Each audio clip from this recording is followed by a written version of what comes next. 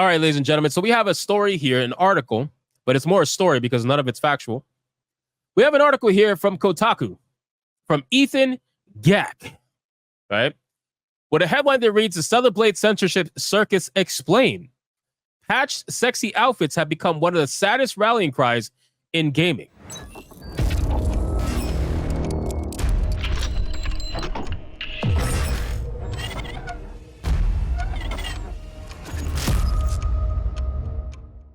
Everybody and their mother saw this coming from Kotaku.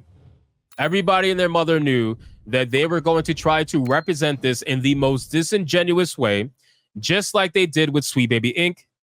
It's literally the same exact thing. If you laughed at how they represented Sweet Baby Inc., you're going to laugh at how they represent the discourse surrounding Stellar Blade censorship. This entire thing is complete and utter nonsense, written by someone who hasn't had testosterone in his body for the last 10 years, I would imagine. Stellar Blade is a PlayStation 5 sci-fi action exclusive about fighting monsters and saving humanity in a stylish post-apocalyptic world. So why are thousands of its self-identified fans signing a petition to free Stellar Blade from censorship? The answer is surprisingly complicated and kind of sad. Is it really? Is it really? Former Blizzard developer turned online angry gamer grifter. Can we, what? I can't even do it. I was going to say, can we not use grifter and in the worst ways? Like, you don't understand what the word grifter actually means. Like, you're not actually using it in any sort of proper manner. But I'll be real with you. People throw the word woke around like crazy too. So, hey, if this is their version of woke, if grifter is their version of woke, whatever, let them have it.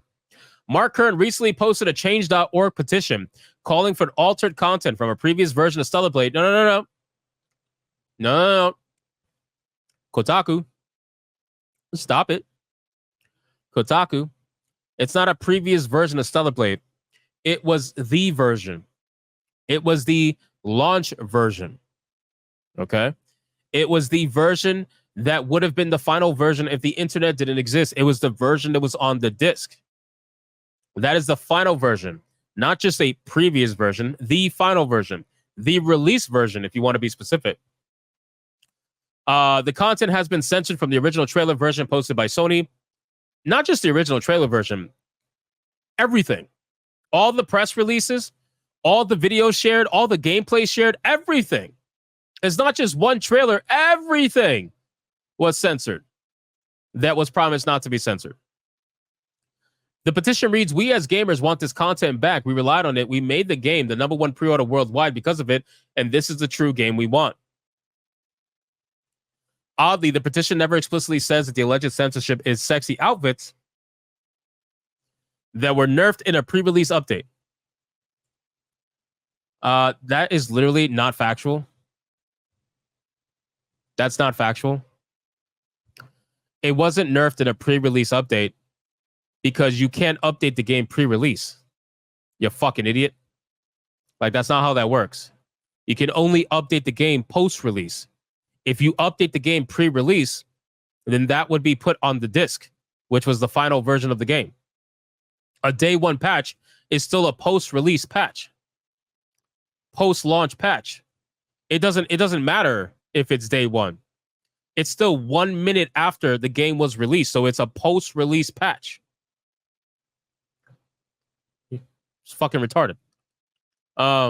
Stellar Blade's main protagonist, Eve, has big boobs and a bigger butt, but some of her most revealing costumes reveal minor altercation from what was on the unpatched disc version of the game. Oh, so you admit that was the final version. Got it. Graffiti creating an unintentional N-word reference only to you. Only to you. Only woke, white, extreme leftists on Twitter and gaming journalists, urinalists, whatever. You were the only ones that saw hard R and thought the N-word. Because deep down, you think about that all the time. For different reasons.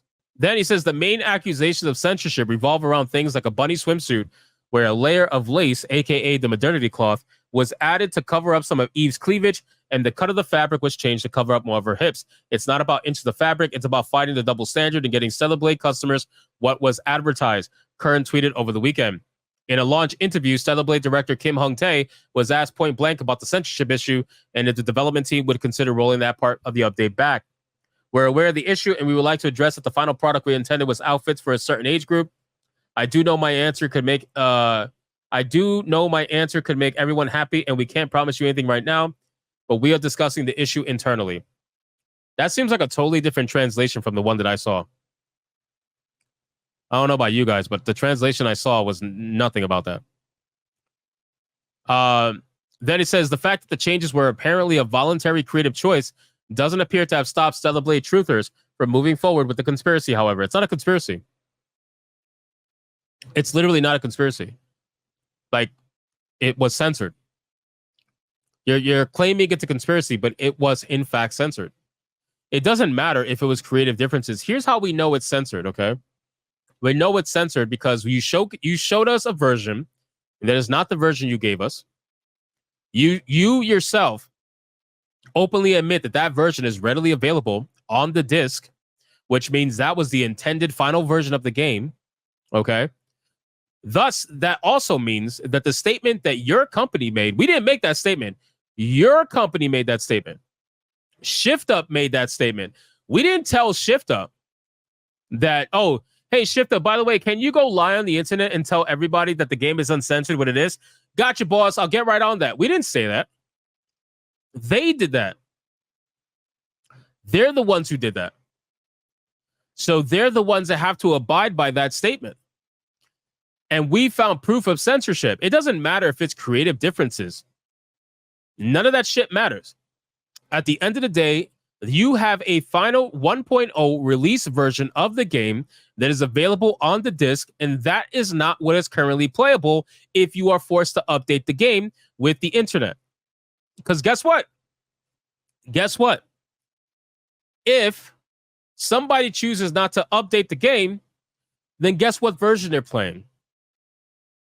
Guess what version of the game they're playing? They're playing the uncensored version.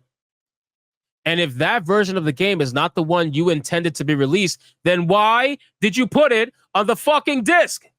Am I wrong? Then it says, Shift Up has made some bad marketing choices. Yeah, that's right. Either shipped outfits out they liked better or were silently censored by Sony, Kern wrote in an update to the petition trying to rationalize a free Stellar Blade fight in the face of the director's own denials. Dinals? Dinals? Wait, so you're such a virtuous Kotaku journalist, and you can't even spell check your article before getting it out there?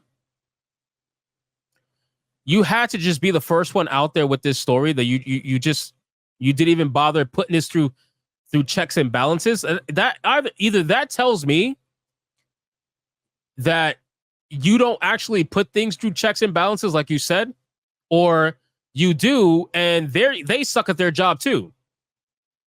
Dinals? Bro, just right click and spell check. It should be the easiest thing. In the end, that is less important than the overall win that we are getting here in the long-term battle. They are fighting to the best of their ability, and they also make mistakes. To understand how a certain contingent of prospective Stellar Blade fans decided to make her outfits their cause of du jour, it's important to understand the low-key Gamergate 2.0 revival Kern and others have been attempting in recent months. In March, narrative... Oh, God. How the fuck did you manage to bring up Sweet Baby Inc. in a story that has nothing to do with Sweet Baby Inc.? Like, did you just want to... Are you trying to get the same level of fame or I should say infamy as Alyssa Mercante, Ethan? Is that what you're trying to do with your dinals? Are you trying to get the same? You published this 8 hours ago. You couldn't spell check it. Are you so desperate to try to get the same level of infamy as your best friend Alyssa Mercante that you're basically just quoting what she wrote? But the aggressive enthusiasm for Stellar Blade seemingly had less to do with anything its creators had said than the fact that its anime-influenced world-building and hyper-sexualized hero happened to align more with these players' personal preferences. Putting the lie to the idea that any of this was primarily about creative empowerment, the same anti-woke crusaders tried to launch a boycott of the Metroidvania Tales of Kenzara Zao, inspired by the director's personal grief. Hold on. What do you mean try? What do you mean try? First off, hold time out. Time out. This is funny. So you're saying we had to try to boycott this game. That would imply that we actually wanted to play it. That would imply that we actually wanted to play Tales of Kenzara. And judging by the peak players of 287 players, I would almost guarantee that not many people wanted to play it. Nobody actually has to try to boycott that game. We're just flat out not playing the game. It has Sweet Baby Inc. involved. We don't got to play it. We don't got to play it. Like life goes on not playing this game. You know what people are playing? Stellar Blade, ironically. What's made the free Stellar Blade petition turn from absurdity to cringe are the personal videos some of its signatories have been uploading in support of it. Now, I gotta admit something. Some of these videos, they're pretty bad. Some of these videos are pretty bad.